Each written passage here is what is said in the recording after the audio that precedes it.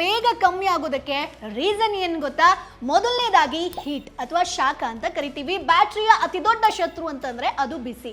ನೀವು phone charge ಹಾಕಿದಾಗ PUBG ಆಡ್ತೀರಾ, high graphics game ಅನ್ನ ಆಡ್ತಿರಲ್ವಾ, ಆಗ ಪ್ರೊಸೆಸರ್ ಕೂಡ ಬಿಸಿ ಆಗುತ್ತೆ, ಬ್ಯಾಟರಿ ಕೂಡ ಬಿಸಿ ಆಗುತ್ತೆ. ಇದರಿಂದ ಡಬಲ್ ಹೀಟ್ ಜನರೇಟ್ ಆಗೋದ್ರಿಂದ ನಿಮ್ಮ ಮೊಬೈಲ್ ಬ್ಯಾಟರಿ ಹಾಳಾಗುವಂತ ಚಾನ್ಸಸ್ ಇದೆ. ಇನ್ನು ಎರಡನೇದಾಗಿ 0 to 100% ರೂಲ್. ತುಂಬಾ ಜನ ಫೋನ್ ಸ್ವಿಚ್ ಆಫ್ ಆಗೋವರೆಗೂ ಚಾರ್ಜ್ ಹಾಕಲ್ಲ, ಆಮೇಲೆ ಹಾಕಿದ್ರೆ ಫುಲ್ 100% ಆಗೋವರೆಗೂ ತೆಗಿಯಲ್ಲ. ಇದು ತಪ್ಪು. ಬ್ಯಾಟರಿ ಯಾವಾಗ್ಲೂ ಕೂಡ 20% ಇಂದ 80% ಮಧ್ಯೆ ಇದ್ರೆ ಮಾತ್ರ ಸೇಫ್ ಆಗಿರುತ್ತೆ. ಇನ್ನು ಮೂರನೇದಾಗಿ ಫಾಸ್ಟ್ ಚಾರ್ಜಿಂಗ್ ಕೇಬಲ್ ಅನ್ನ ಬಳಸುವಂಥದ್ದು ಅಥವಾ ರಾತ್ರಿ ಫುಲ್ ಚಾರ್ಜಿಗೆ ಇಡುವಂಥದ್ದು. ಈಗಿನ ಫೋನ್ಗಳಲ್ಲಿ 60 ವ್ಯಾಟ್ ಆಗಿರ್ಬೋದು, 120 ವ್ಯಾಟ್ ಫಾಸ್ಟ್ ಚಾರ್ಜರ್ ಬರ್ತಾ ಇದೆ. ಇದು ಅರ್ಧ ಗಂಟೆಯಲ್ಲಿ ಏನೋ ನಿಮ್ಮ ಫೋನ್ ಚಾರ್ಜ್ ಅನ್ನ ಮಾಡುತ್ತೆ, ಆದ್ರೆ ಇದರಿಂದ ಬ್ಯಾಟರಿ ಬೇಗ ಬಿಸಿ ಆಗುತ್ತೆ. ನಿಮ್ಮ ಒಂದು ಬ್ಯಾಟರಿ ಲೈಫ್ ಏನಿರುತ್ತೋ ಅದು ಕಂಪ್ಲೀಟ್ ಆಗಿ ಕಡಿಮೆ ಆಗ್ತಾ ಬರುತ್ತೆ.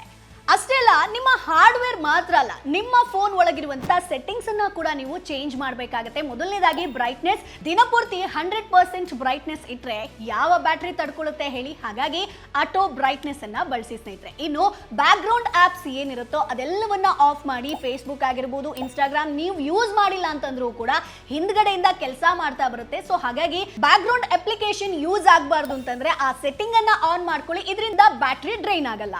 ಹೊಸ ವಿಷಯ ಏನಪ್ಪಾ ಅಂತಂದ್ರೆ, ನಿಮ್ಮ ಏರಿಯಾದಲ್ಲಿ 5G ನೆಟ್ವರ್ಕ್ ವೀಕ್ ಆಗಿದ್ರೆ ಫೋನ್ ಸಿಗ್ನಲ್ ಹುಡುಕೋಕು ಕೂಡ ಜಾಸ್ತಿ ಪವರ್ ಬಳಸುತ್ತೆ ಸ್ನೇಹಿತರೆ. ಅವಶ್ಯಕತೆ ಇಲ್ದಿದ್ರೆ 4Gಗೆ ಶಿಫ್ಟ್ ಆಗೋದು ಒಳ್ಳೇದು. ಇದರಿಂದಲೂ ಕೂಡ ನಿಮ್ಮ ಬ್ಯಾಟರಿ ಲೈಫ್ ಉಳಿಯುತ್ತೆ.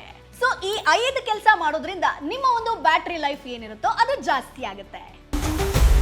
Boss Vala, B the boss.